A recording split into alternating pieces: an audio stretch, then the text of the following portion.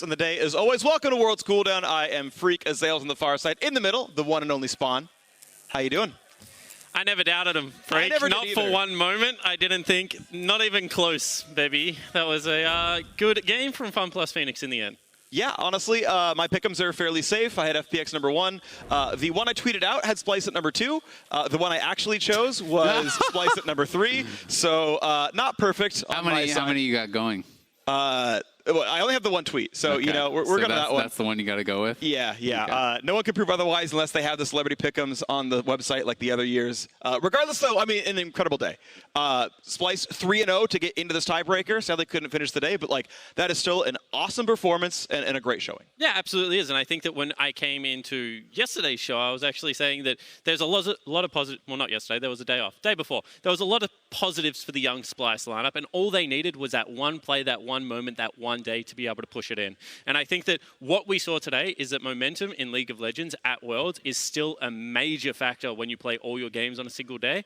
And the young stars started to ramp up and started to play good League of Legends. I think the biggest thing for me was honestly in their wins, Humanoid was so important, right? He really was performing very well when you compare to how he looked in really all their losses. It's night and day. It feels like if Humanoid turns in a good game, the rest of the team is playing solid enough that they're going to win. If he has a poor game, they're going to lose. And that's kind of been the story for me thus far with Splice. And one of the things that I've heard a lot from, especially the EU commentators, is that Splice seem to have somewhat limited champion pools, that they are one of the most predictable teams here at Worlds. Of course, we will see them in the quarterfinals. We'll see if research against them in the next couple of days and then into next week is going to matter here. But they're getting comfortable champions, right? Again, everyone's coming in to week 2 of the groups, essentially. Everyone knows who they're playing against, and all 3 regularly scheduled games Splice took home. And in these pesky like best of ones, it is so easy to get the champions you want. Just pick blue side and make the other team ban Pantheon, Kiana, Kayle, because they're all apparently OP, unplayable against. You saw that multiple times today, teams did not want to target out specific players as opposed to letting through the OP champions that we've seen with such a high ban presence. So, you know what? If they get into a favorable best of 5 and they're able to sneak away some blue side games, hell, at this point, anything is possible in draft. Yeah, it's definitely possible, but being that second seed makes it so much harder. I just think that the teams that are going to come out on first of these groups are going to be so dangerous. You're expecting G2, SKT, and then X, TL, IG, or Damwon all look like pretty strong teams. Yeah, so it will be a tough task for Splice, really, regardless of who they get, I would expect. But it's going to be FPX coming out, as the beneficiary of that. Yes, there will be some very tough second seeds as well, but you're going to be feeling so much better that your poor showing in the group stage did not cost you a first place seed. Yeah, this is something that actually happened last year at Worlds where IG dropped their group stage, right? Dropped under Fnatic there and played KT Rolster first round. And a lot of people said, wow, that was such an incredible series. That could have been the finals. And if IG had won their group, it likely would have been based on bracketology. So I am kind of happy to see that FPX shaped up in time. I still think that they have the capability to be one of the top 3 teams at this tournament. Their very good games looked like that, but they had, of course, a lot of stumbles where they did not look like the top team they're supposed to be. Yeah, and this is where I have to eat the humble pie, because I called out Doinb. I said throughout his LPL career, this has been a guy that has done so well throughout regular seasons and then failed to make international stages. People were hoping that with his great performances at Rift Rivals, that wasn't going to happen internationally. Well, this final game, Super Carry Doinb did show up to play, and I think that he had a terrific performance on that Renekton. It was a flex pick. It was more of that kind of dark magic that we talk about when we speak to this guy, and it just shows the importance of the mid laner on this roster, because he really is the heart and soul of FunPlus Phoenix. And I think individually, he honestly played very well throughout the group stage as a whole. I think his laning phases were really strong. Yes, there were some mistakes, but FunPlus, I still think it should be disappointing. Yes, they're going to be happy that they got first seed, but that feels more like relief than happiness, because they even talked about in interviews, assuming that they were going to 6-0.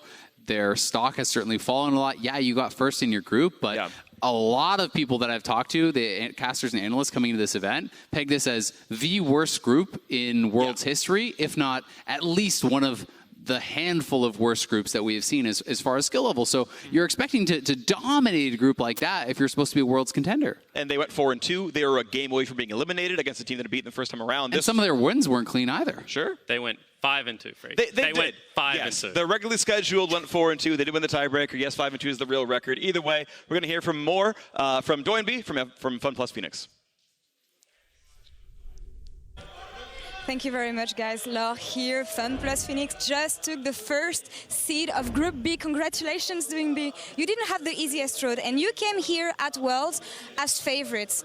What does it mean to you to end up with the first seed anyway, even though you had a difficult journey? 首先恭喜你们获得就是这一组的第一种子这样子，但是其实你们进来这次是世界总决赛的话，预期是非常非常高的。那中间也经历很多的这个挫折，那最终还是有办法拿下第一种子而言，对你而言是什么意义？我们拿了小组赛的第一嘛，感觉这样的话，我们霸场不会遇到其他组的第一，我觉得挺好的。So we took first seed, and what that means for us is that we won't meet other first seeds from other groups. So I think it's quite good. Nice. And you had an outstanding performance for the last game. So for your first time at Worlds, being the main carry through the game that led you to first seed, what does it mean? 你刚才的表现非常的精彩，而且你也是作为一个主要的 C 位发挥的非常出色。那对于你第一次来到世界赛有这样的表现，你有什么样的看法？其实我觉得我对我现在的表现不是就很不满意吧，因为我最近就有时候打得好，有时候打得不好，就不太稳定。我不喜欢这种选手，我不喜欢我这种选手。Actually, I'm not very satisfied with my performance because a lot of times I can be quite good, but a lot of times I can be quite bad as well. I really dislike players like that, and by saying that, I really dislike myself right now.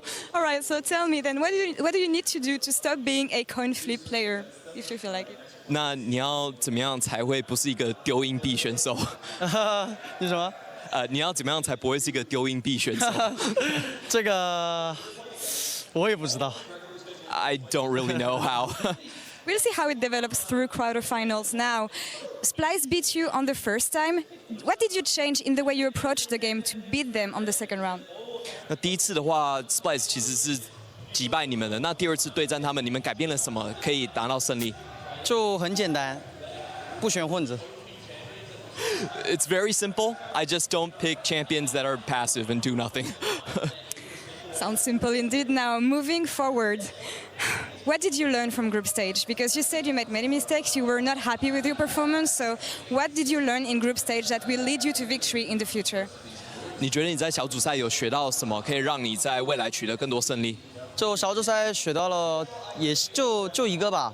我还是要选一个能 carry 的英雄，要带我的队友 carry。I think I've only learned one thing, and that's I need to pick something that can carry my teammates forward. Sounds really simple, like a plan. Now, is there anything you want to say to the fans who were cheering for you and watching you today? 你有什么话想对就是观看的粉丝们说吗？想对我们 LPL 的粉丝们说，现在已经就很晚了嘛，现在差不多凌晨3点了。谢谢大家的支持，然后你们就好好休息。就明天开始，我们希望支持我们其他 LPL 的战队，谢谢。I just want to say that it's actually really late right now. It's about 3 a.m. in China. So to all the LPL fans, thanks for supporting and thanks for watching. Tomorrow we will cheer for other LPL teams. Well, congratulations again, Doinb, Shishay, for the interview, and thank you again for the translation, Clement. Now back to you guys.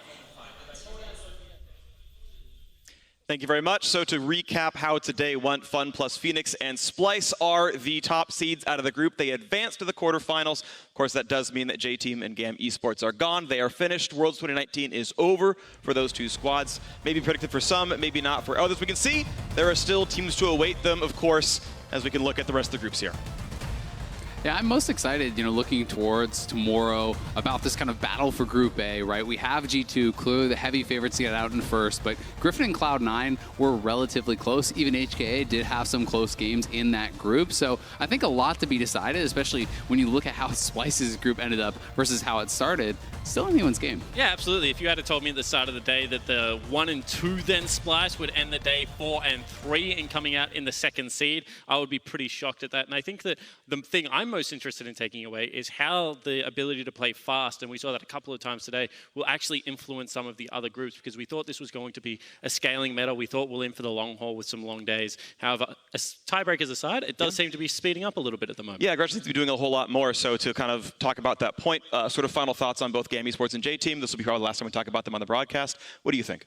I think GAM, to me, was less than I thought they could have been, essentially. We saw kind of some promise in their one win over J J Team, and I just felt like they didn't draft enough hard engage in many of their matches to actually enable the kind of style that they were wanting to play. They were a very exciting team. They wanted to go aggressive, but they didn't always have the tools to actually force their opponents to fight them. And let's get realistic. If you're playing top side of the map at the moment in League of Legends, you are leaving so much gold on the table on the bottom side, and the importance of early game Drakes. That's what we saw from GAM, a tendency to want to play around. Zeros, again, a player that we've expected big things on the international stage multiple times now. I feel like he had a better tournament, but probably still not up to his domestic standard. Sure. So that would leave wanting for sure. But Levi's last game on the international stage, like, this guy is just such a joy to watch. That Lee Sin performance was clean. And even when they started to fall behind, multiple times he was trying to drag his team back into it. So I think a really great performance from him. And I've got to say, as far as J Team, I really did enjoy watching Fofo in particular. He was so exceptional in some of their games, in particular their win over Splice.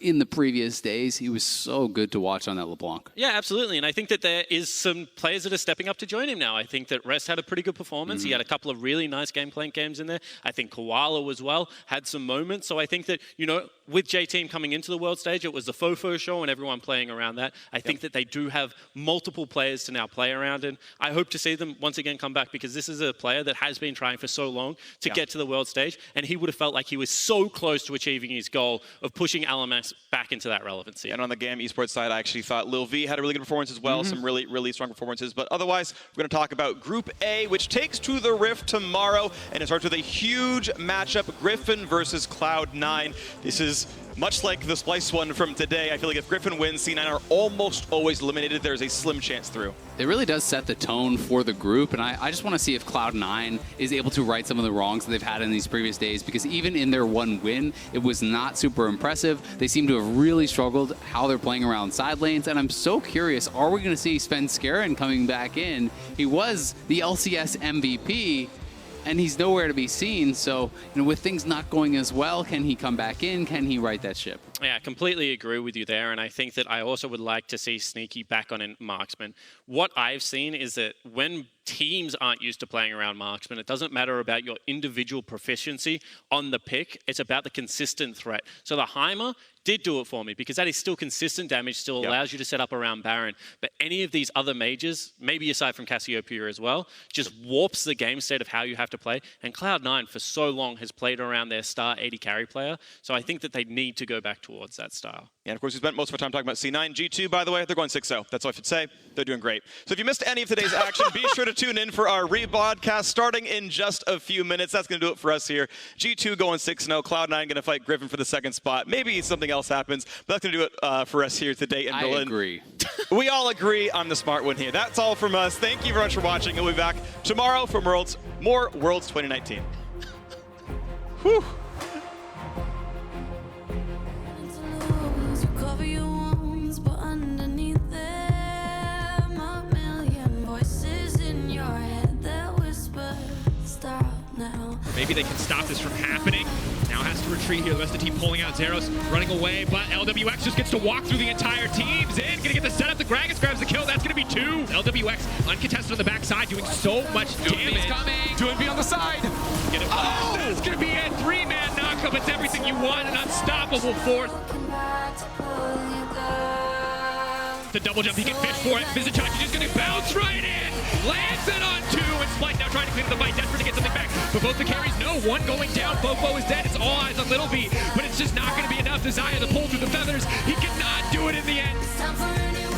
Zin goes in, but the Alistair goes in. The follow-up is there, and Rest is taking out the Fofo. Fofo pushes them all back into the pit. He says, you want it, you got it. He's already almost fallen here. It doesn't matter how tanky you are, because he has been shut down. Now Splice all grouped up, Humanoid jumping onto the backline. Chris almost goes down. Doinb on the front line. He will fall first. Yeah. Snake with us. Come on, Snake. Come on. No? Feel it. You want a snake? Okay. Splice just took God. down FPX. Here comes Cobby, 5,000 HP left on the Baron. The hook's going to connect, and here comes the TP. Levi's going to have to jump out the back of the pit, because the supreme display of talent lands a stun. Zin down, now they're looking for Levi. He will fall as well, and the Baron is there. And Splice have a minute left on this Baron, but they're going to pick him. No Zonias yet, and there's the shutdown. Here comes Doinb. LWX upside, Lil B able to dodge away. Hana is the first to fall. Doinb rattling out the spells as now Fofo's forced down towards the bottom side of the fight. Right now, that's exactly what they're doing. The Baron goes down. Gimgu's going to Just 2v5 them. FPX are too strong. J Team, you tried your hardest, but FPX are not getting knocked out today. Doinb stepping forward, lands the stun on Northscaven, who tries to jump away. There's the charm as well. But already Xerxes dead. That's 2. They get Chris, but the chase is on. LWX jumping onto Humanoid, who goes gold, and Kobe pops his stopwatch as well. But you have to feel this is it.